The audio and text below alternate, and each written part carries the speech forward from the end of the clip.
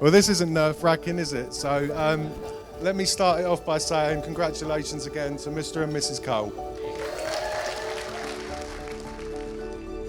Firstly, I would like to take the opportunity to welcome friends and family to this very special occasion, the wedding of Rob and Faye. For those that don't know Rob, Faye and myself can ask what you're doing here. It's essentially a Rob wedding and the door's over there. On behalf of Karen and myself, we also want to extend a very warm welcome to Rob's mum and dad, Christine and Ed, his sisters and extended family. We couldn't be happier, our two families are becoming one.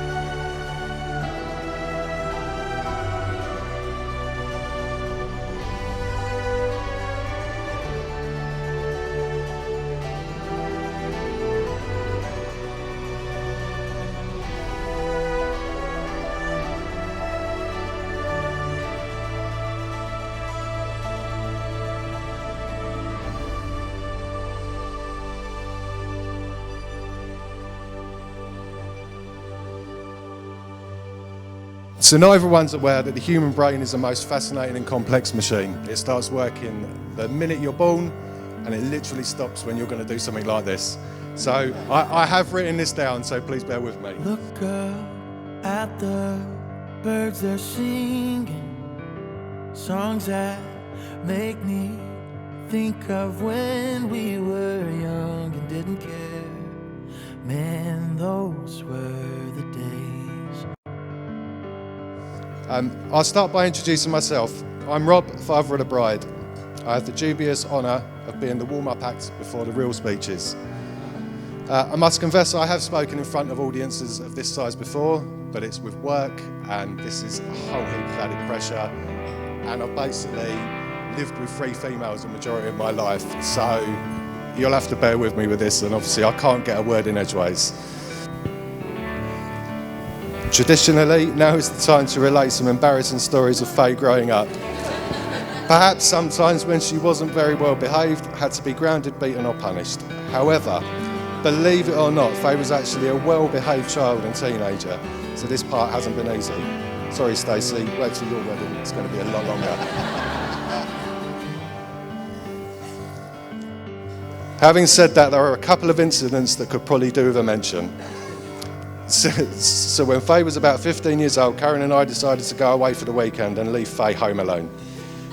Discussing possible scenarios of things Faye could get up to while we were gone, drinking our alcohol was one of the main ones. We had the bright idea of drawing a line on each of the more well-known bottles of alcohol to just see if the volumes would diminish. Basically, when we returned from our break, the first bottle we checked was the vodka.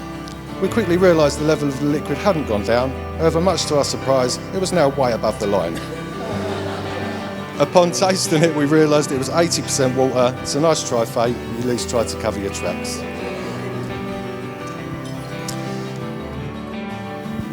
Another incident that always causes a laugh involves my brother Stuart, who most of you probably know. Faye had not long turned 18 and we were in Centre Parks for Stacey's birthday. We were in the bar playing pool and Faye decided she would buy a round of drinks and try and sneak one in for Georgie, who wasn't yet 18. So off she went and placed her order, feeling very grown up. When she came to pay for the drinks, she produced her debit card. The bar staff informed her that the chip and pin device wasn't working and she would need to sign for her drinks. Not a problem, she said, and scribbled her signature on the receipt. The barman looked at the receipt, looked at the card, looked back at the receipt, and then at Faye. We could see he was trying not to laugh. "I'm sorry," he said, "but your signature doesn't seem to match. Would you mind signing again and replicating the signature on your card?" He passed it back to Faye, and as she turned it over, we could see immediately what the problem was. Beautifully drawn on the signature strip was a male body part, one that Stuart is very well known for drawing in the most random places. Whilst Faye was very embarrassed, it gave us much laughter, and fair play to the barman who made it all that more amusing by making Faye draw it on the receipt. Rob, may I say welcome to the family. You've known us quite some time now and you turned up today, so that must mean we aren't that bad.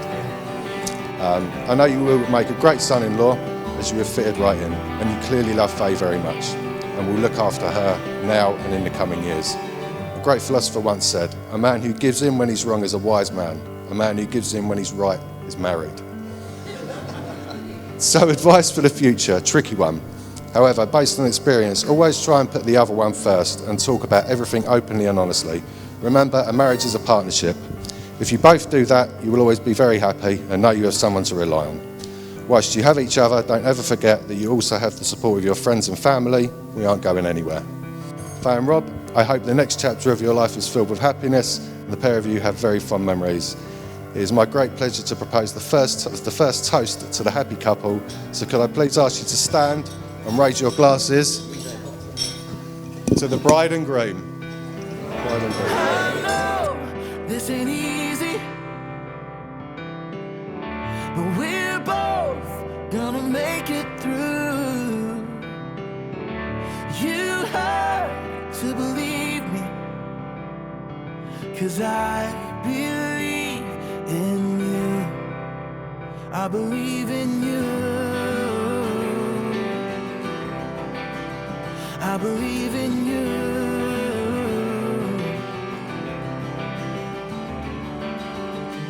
We can't look back and move forward. We've got to make so much more of the moments here and now. Tomorrow's a new day, and I know this ain't easy, but we're both gonna make it through.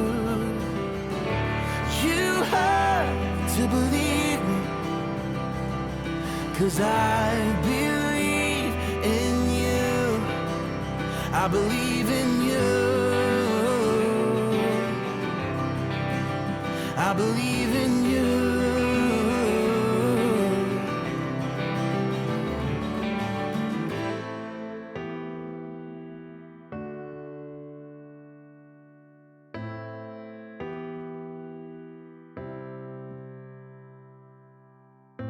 Faye, I give you this ring as a token of my love and loyalty, as a token of my love and loyalty, and as a reminder and as a reminder of the vows I've made to you. and as a reminder of the vows I've made for you today. May you wear this with love, now and always.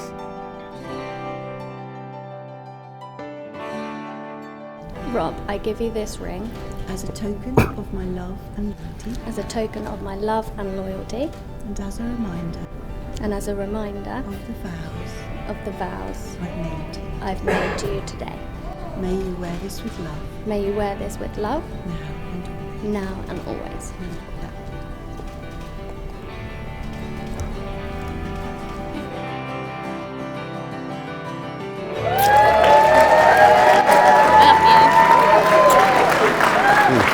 Good. Okay? Yeah, it fits. Oh,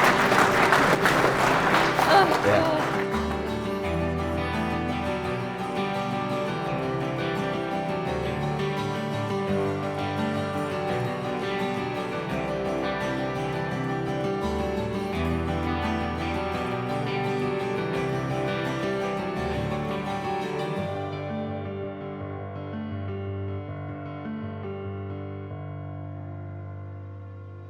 So when I finally sat down to write my speech, I was deciding what to write.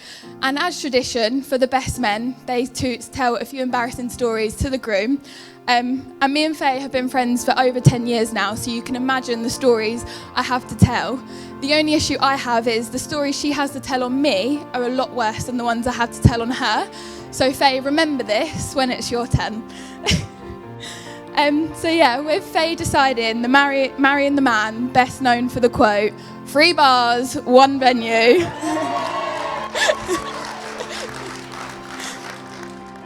It's hard to put into words just how much you mean to me.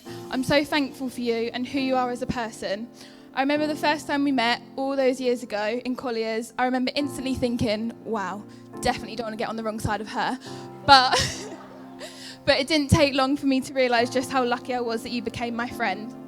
From spending lunchtimes in Horsham Hospital eating pot noodles, playing manhunt, snow days, house parties, and practically living at yours every weekend. Shout out to Karen Robb for letting me. To nights out where we spend our time on the dance floor, trying not to be sick on Jaeger shots, and of course spending our time in the smoking area because we all know how much Faye loves a vape. Sorry. To you becoming an auntie to beautiful Darcy, to you buying your house, getting your business, little Bertie, last year you getting engaged, organising your hen do, and here today, standing next to you, watching you marry your best friend. But Rob, I would just like to point out, I was here first.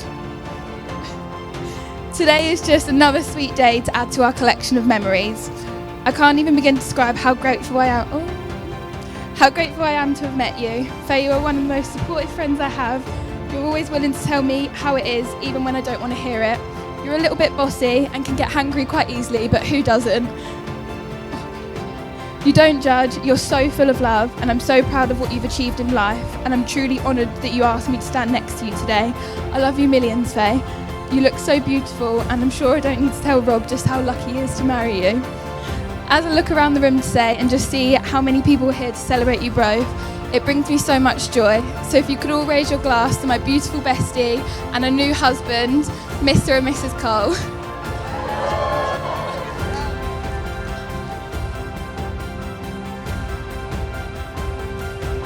From that Saturday in May 2018 at Horsham's Japanese Wabi Bar, where my wife and I had our unplanned first kiss.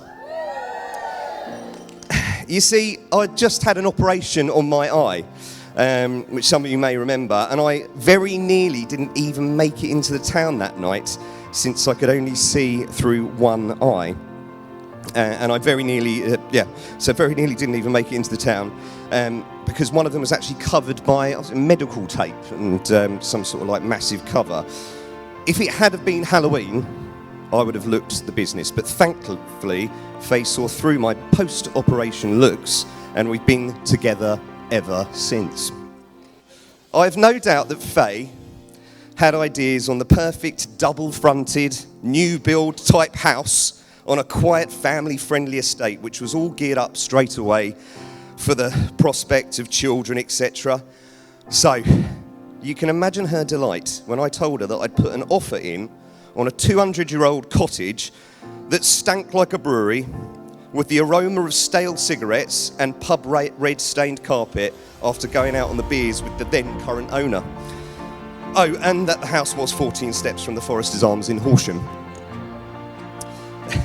One thing I remember on the day we moved in was Faye's tears, not of joy, as she walked through the door of our new home for the first time, with Sue and Karen frantically trying to get the place clean to avoid further despair, and my father already being on site to freshly paint the insides and get rid of the yellow nicotine-stained walls and woodwork. We have all kept going over the last few years, and although we have moved on, we haven't forgotten my brother-in-law, and I would like to raise a glass for my brother-in-law, Nick.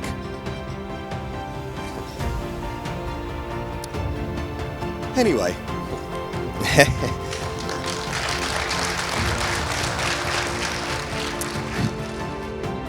since I don't want to keep you too long, as I have no idea what is to follow, mainly from my best men, I want to take this opportunity to thank my wife. What can I say? Amazing, sweet, caring, and to top it all off, a professional. I don't mean a qualified in some wishy-washy made-up degree for pop music, but a qualified professional at one of the highest levels in payroll with a touch of accountancy. She is clever, which is why I've had to stay on my toes, as I realised very quickly that I wasn't going to be pulling the wool over her eyes. They say Marilyn Monroe was the most beautiful in the world and Mary Curie the most caring, but none of them hold a candle to you.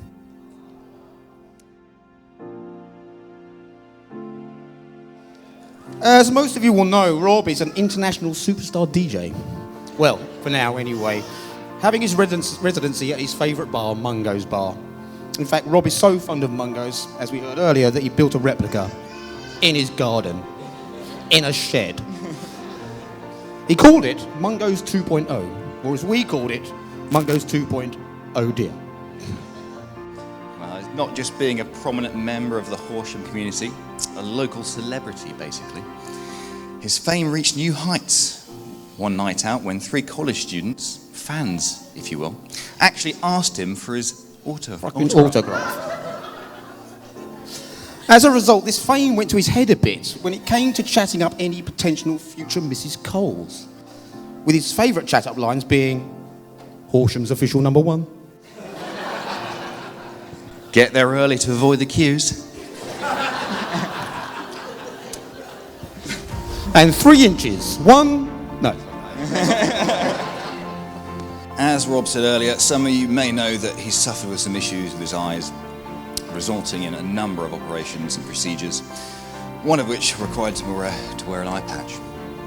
But although we couldn't persuade him to stay in and rest up and recuperate like he should have been doing one Friday night after such an operation, he was adamant he would still come out. So Mr. One-Eyed Rob did come out to meet the 2 of us. And then we realised why he was so adamant, because he wanted to meet Faye. By all accounts, and as he says, it was a great night, and they did actually have their first kiss. Why were you watching the kiss? I like to watch love develop. Well, the rest is history, leading the 2 of them moving into their forever home. Next to a pub, of course. And this amazing day where our great friend and business partner gets to marry beautiful Faye.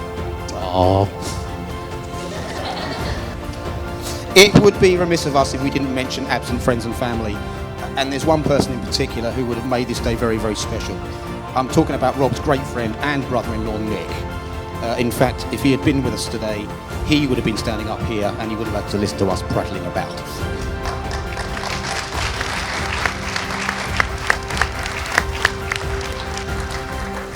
So, with that in mind, may I please ask you to be upstanding as we toast absent friends and the bride and groom. Absent friends, bride and groom.